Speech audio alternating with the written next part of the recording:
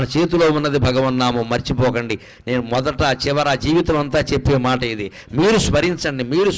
మనస్సులో స్మరించదలుచుకుంటే మడి లేదు, ఆచారం లేదు, స్నానం చేసే సమయం లేదు, భోజనం చేసే సమయం లేదు, ఎప్పుడైనా స్మరించవచ్చు. దానికి నియమం లేదు, నిష్ట లేదు, మనస్సుకి రూపం లేదు, కాబట్టి ఏ నియమం ఉండదు. అన్ని రోజులు పాటించినా ఒక్కరోజు కాళ్ళు కడుక్కోలేదు, దేవుడు అంత కక్ష కట్టడమ్మా. దేవుడిని పిశాచం అనుకోకండి, దేవుడు ప్రియుడు. నువ్వు ఒక్కరోజు నియమం తప్పితే దేవుడు కక్ష కడతాడా?